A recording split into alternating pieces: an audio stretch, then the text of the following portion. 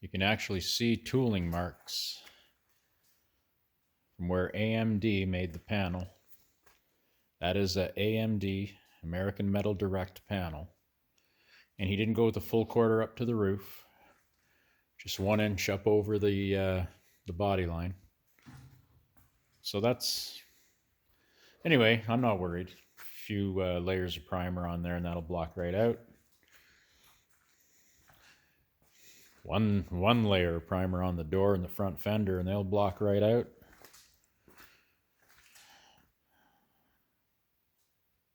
The hood's probably going to get a skim coat of something because there's a little bit there, so we'll do a little more on that. Then earlier I did a video showing the door, which I now have sitting on the car. So anyway, we'll do the video about the door. So if you come down, you can see how these are all pulled open. And the idea was to get the outer skin to be able to float on the inner door structure. So the bottom is, I don't know if we can see that, but it's open a little bit. I mean, like across the bottom, where the front is peeled back almost on a 90. You can see here there's the shorter piece. And it's not peeled back as much, but just a little bit. That floats. I can move it with a little tool and that floats. It doesn't fold over, it just folds on itself, so it doesn't even catch the inner door structure. So this is why I loosened the skin on this door.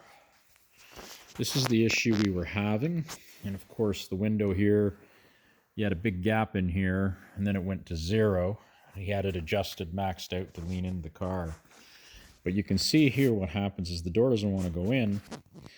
Now, this body line right here on the door, if I put my finger here, it used to be out here. So the front of where it's, you know, squished and pinched together floats. And there was enough give in there that this actually went in pretty good.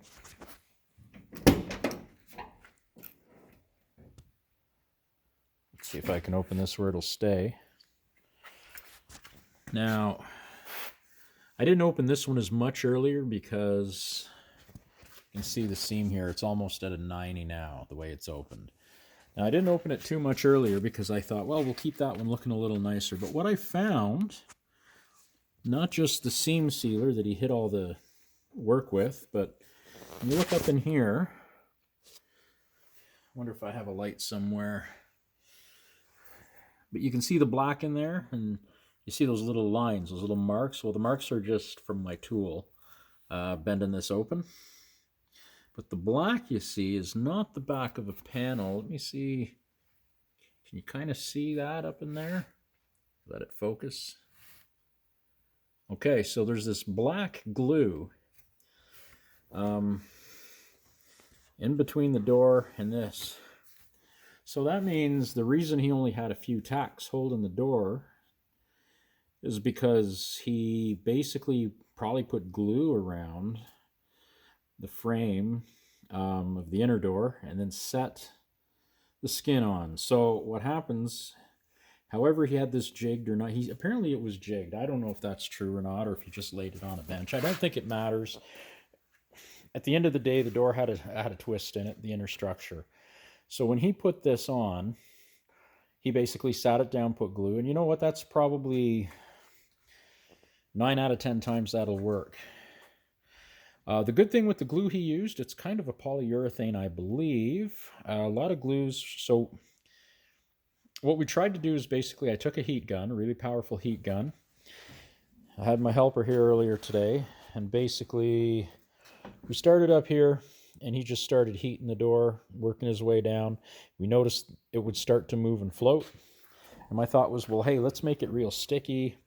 If the metal retains enough heat, it should float. And if it floats, you know, we can basically block the door down here in the corner, close the door and push it, and it might just kind of twist into place.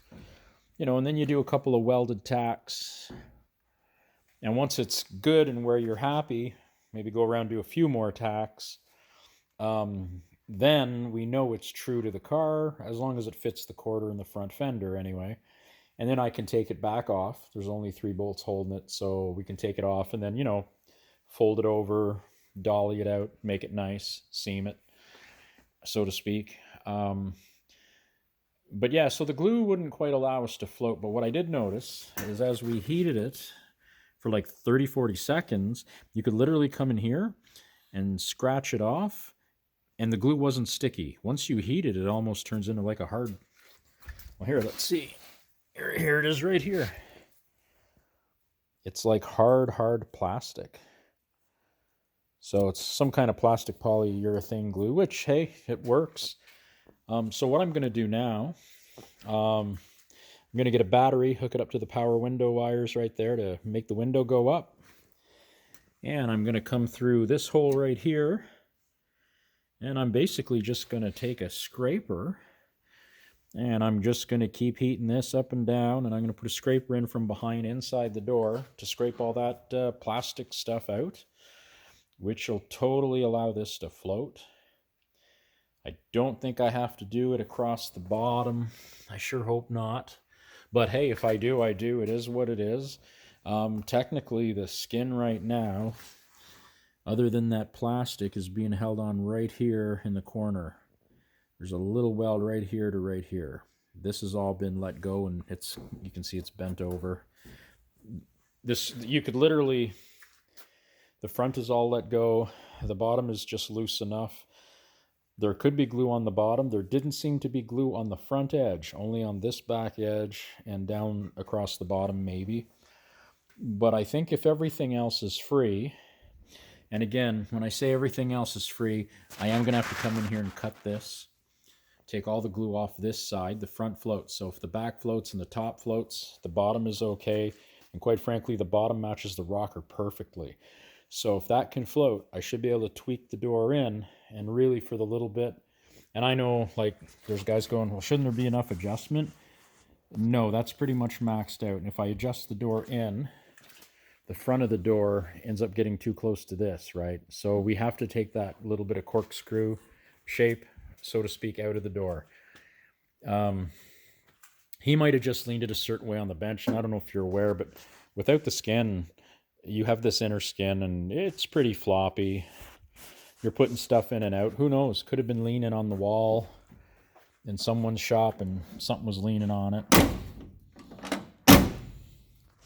But yeah, so this isn't much. It does look like something that could be adjusted.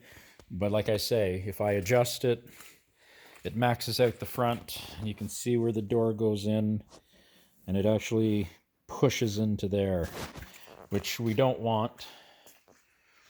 So the front floats, we'll make the back float. The top is let go with the front. We'll cut that one weld. And yeah, that should, you put something way down in the corner there. And basically, shut the door a few times, and it'll kind of, you're arranging metal. So it'll kind of massage its way in. And then once it sits there happy, all on its own, because you don't want to put stress on anything.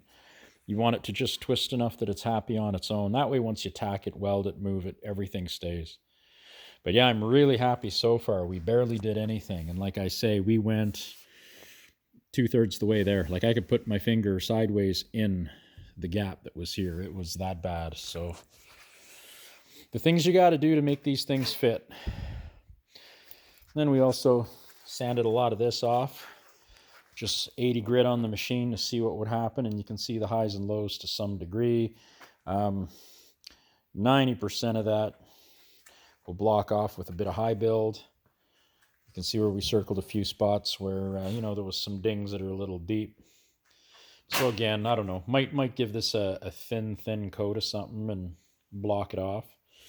But more importantly than that, we found, you see all these little marks. You'd almost think that there was rivets or something grinded off of there for trim. But that's the AMD panel up to about here. So I have no idea what these are. They are high spots. which is weird. But yeah, what a strange place for that to be. But when they made these, they must have had some kind of wheel or something that ran across this, and like I can feel this. This is really lumpy. Now, the body line is really nice and true, so that's good. So basically, we'll come just up this edge, up to here. We'll rough that up so something will stick, and I'll probably put a swipe of thin. And I mean, they're highs. They're definitely going to show through the paint. I don't know that the primer alone would do what it needs to do. So we're probably going to give those a couple swipes of body filler and board that shape out. And then down here, I'll do body filler on some of the big dings, board it out, and then basically, do the primer.